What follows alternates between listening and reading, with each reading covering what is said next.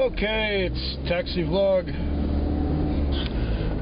346. I'm almost sure about that. It's Thursday, the 26th of February. That means the month is just about done. And as far as February's go, this one wasn't that horrible. I mean, I had one bad week a couple weeks ago, but other than that, it's been acceptable.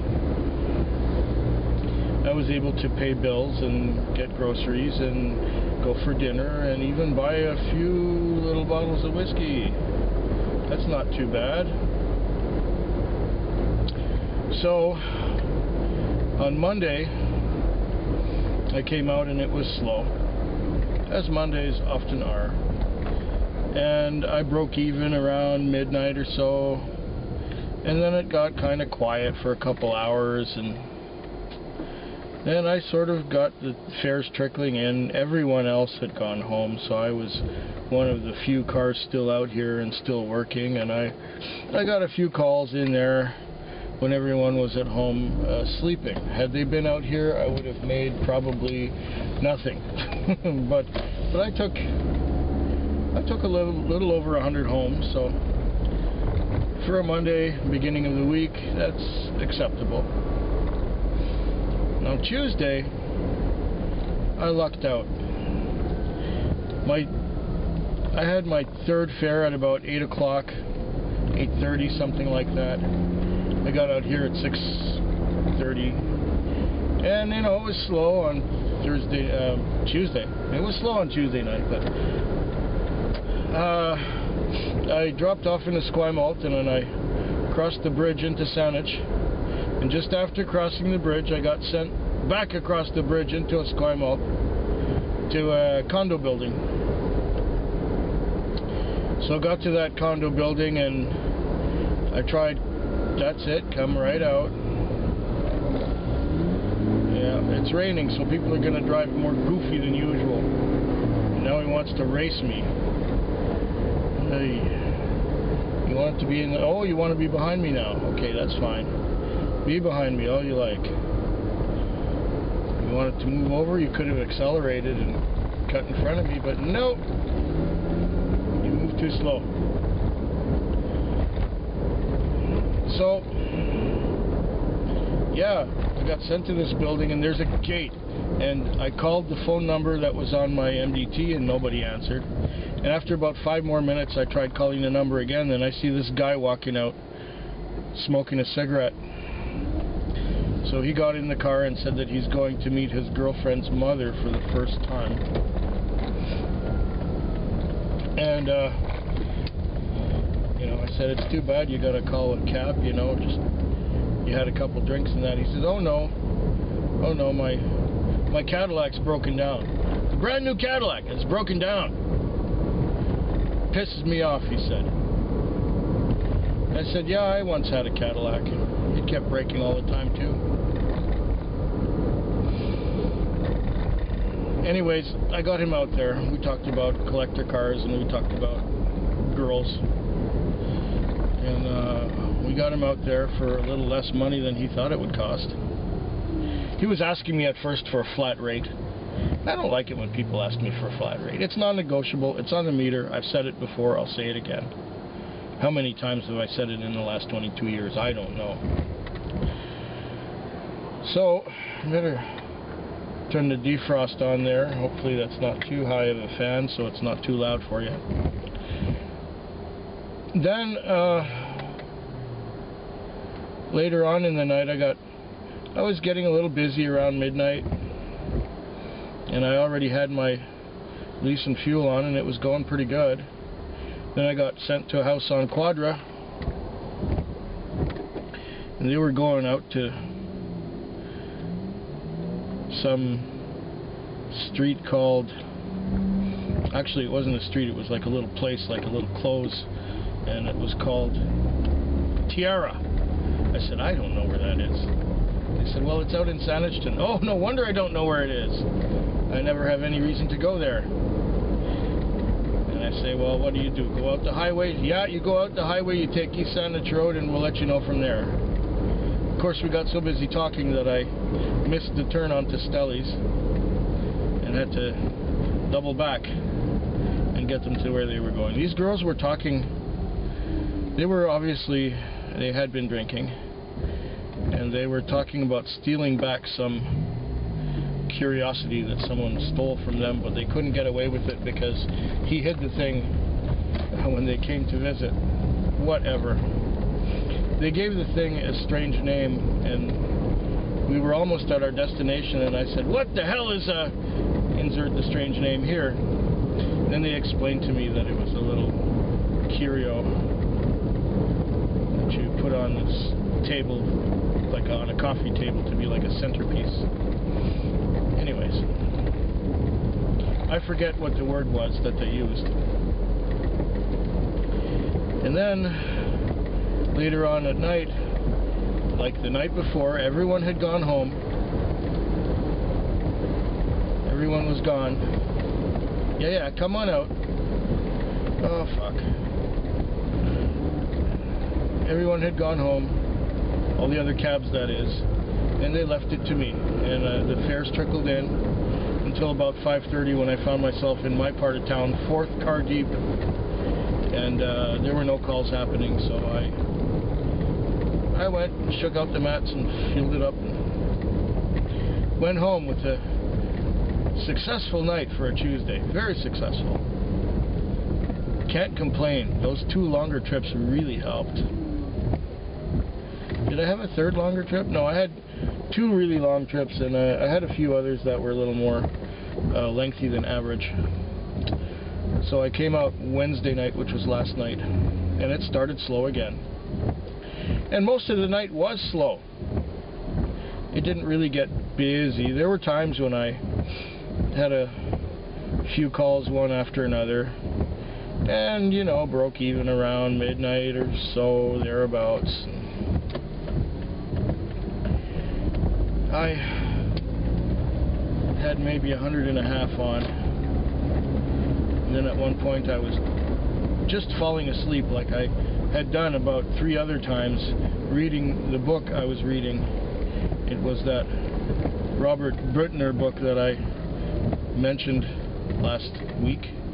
I finished it. I think I read about 150 pages last night. It was mostly slow. So now I got another book, Jerry Purnell and S.M. Sterling, Go Tell the Spartans.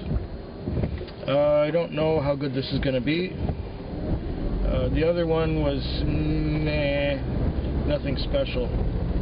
But I really did enjoy the one by Robert Brittner, because it reads fast and the chapters are short and it's action all the way.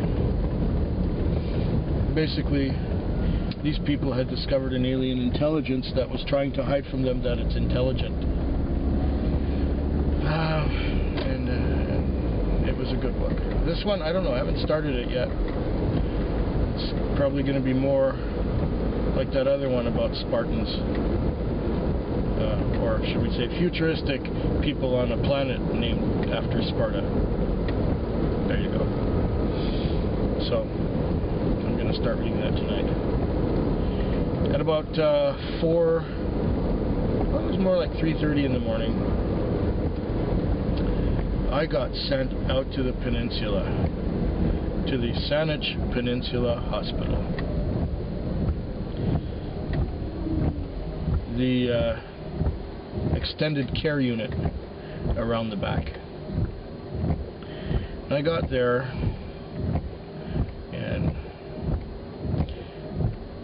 I was on the side, and there was an extended care unit there, but it said the ECU 2, extended care unit number 2, around back.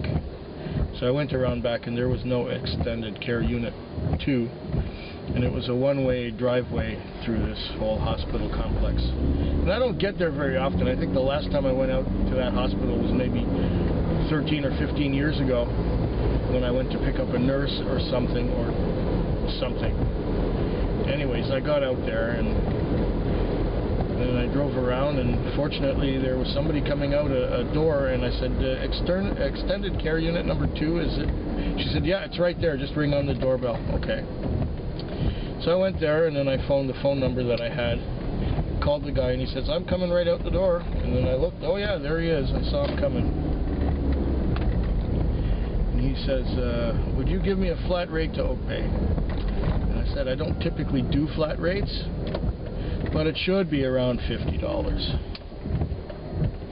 So I took the guy to Oak Bay. We had a good conversation, even though from the way things going I surmised that somebody had lived a long time on extended care and had died that night. He didn't seem to be too bitter or grieving about it. I don't know if he was shocked. He said, well, I got a ride out here yesterday and somebody was going to pick me up during the daytime, but there's no reason for me to stay out here anymore. So yeah, I figured by that, you know, somebody had died. And I said, well, I'm sorry to hear that. And he said, well, it's part of life. It is what it is. So he took it philosophically. Anyways, I got the guy in front of his house for $49.75. He gave me a $50 bill. What an estimate. Then, you know, I had a few more reasonable fares before the night ended at 5:45 or so. I went and washed the car, shook out the mats, fueled it up, and parked it. Then I went home and took a bit of time to unwind. And here I am again, Thursday night. Haven't had a call yet. I was second when I booked on. What is this thing giving me? I'm first. Oh, ain't that lovely. And I don't believe I have any YouTube videos to watch unless I want to watch an hour-long thing about snow. Maybe I'll do that since maybe there's not much else to do. And then I'll get on my book that I brought along. Well, for a Thursday night, it was real slow to start. And it dragged on and dragged on and dragged on. And it took me until about 12:30, 1 o'clock. And I was sitting there going, shit, this sucks bad. This really sucks bad. And then I got a call to Denny's, and it's like, oh, great. Denny's. Denny's is a classic place for people to disappear on you.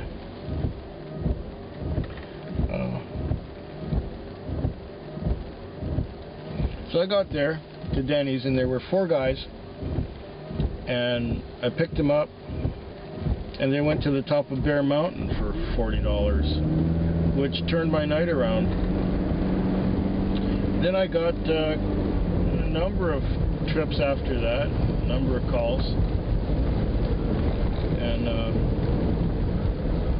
took a lot of, did a fair amount of calls, and then, you know, there was one point where I was fading, and when I fade, I just need to take a cat nap. I think I took about 4 cat naps, and on the 4th cat nap, I was just lying here. I'd been asleep for maybe 15-20 minutes, and a beep happened, and I woke up to the beep, and I answered the beep, but there was a communication error. However, when it was beeping, I saw the address I was supposed to go to, so I went to it, and there was a guy standing out front, and he was about to get in, and then another cab showed up behind me, and I called our office to find out what the fuck was going on. And he said, well, we didn't get an answer from that car, so we sent another one. Which is crap. I was supposed to get a second call if the first one didn't work. And I couldn't believe it. Well, I had to wait another half hour to get another call.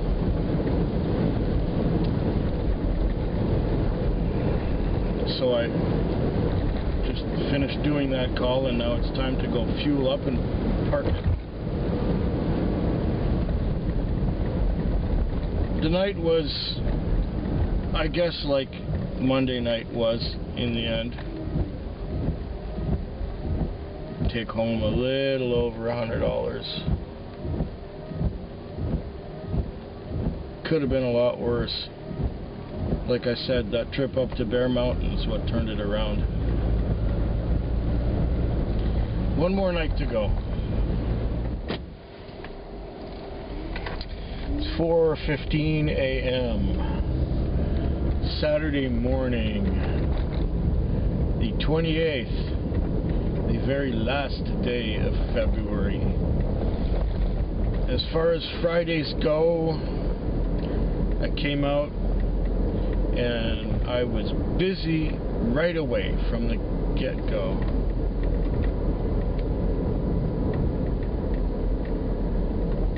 And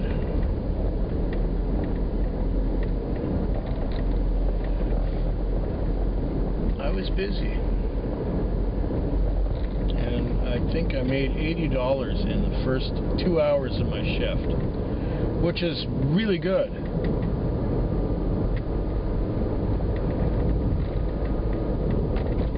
So that was 8 o'clock. I had like $80 on. Now it has taken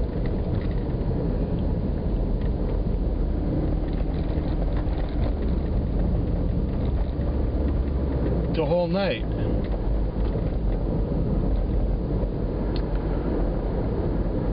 to just hit 200. No, 300, sorry, 300. And at the beginning of the shift, there were a lot of people stepping out in front of me, stepping in front of the way, and there was one guy who was driving in such a way that he stopped for a pedestrian in the middle of a block where there was no pedestrian crosswalk. He just stopped in the middle of the block. And then the car behind him had to stop, and then I had to stop. And finally, after the pedestrian had crossed the street all the way from this side to the other side, then the guy decided to move slowly and make sure that we got a red light. Then the same car in front of us was following a bus, and the bus stopped to let some people off and let some people on. And the bus had his signal on, and he was right at the curb, and this guy stopped his car. I had to honk my horn like that to get him to figure out that yes, you can go around the bus when he's pulled over to the curb and has his turn signal on. And he moved slowly. He passed the bus, but moved very slowly. And me and my passengers, we were inventing scenarios of following him to where he's going and beating the tar out of him. He was driving like such a retard. And then it was going pretty steady till about 2 o'clock, I guess. There were some gaps in between there, and I was reading my book. It is, did I tell you? I think I may have told you already yesterday what the book was. Anyway, I was reading it. I'm about 75 or 80 pages into it by now. And it's okay. I got a couple of good connections. The best one, I think, was I got a call just out there, and it went to Gordon Head, and as soon as I dropped off in Gordon Head, I had another call, and these kids went downtown. I think the total of both of them put together was about $50, which was nice. Very nice. $50 just like that. Beautiful. the rest of the night was a hodgepodge of little calls, and then after 2 o'clock, I think it was 2:15, I get sent to a building, and I call the phone number that's on my MDT here, and the guy says, I canceled it already. I canceled the cab. I don't need one. So then I push no load, and then I get a message on here saying, the customer canceled. I think you have communication issues. So I shut the MDT off, and I turned it back on. It took a couple minutes to clear that call from my screen. And then I got another call to an address, and it said, around back, and please call. When I got there, another one of our cars was in the driveway dropping people off. And then a guy came running out of the building and said to me, she's got a ride already. We don't need you. Oh, well, I wanted to make sure. So I went up around the back and I phoned the number. It was the same guy's voice saying, oh, she got a ride already. And you know what? This was the same guy who earlier on, maybe an hour or two earlier, waved at me from a bus stop, and there was no bus coming. And then when I rolled my window down, he said, it's okay, we don't need you. So basically he told me 3 times he didn't need me tonight.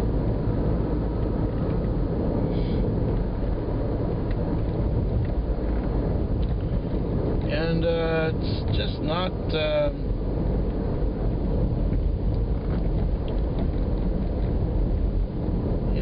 about 300 on. It's 4:20 in the morning. If nothing really momentous happens. Oh, somebody's waving at me right here. I think I'll pick her up. No. Hold on. Hi. Here.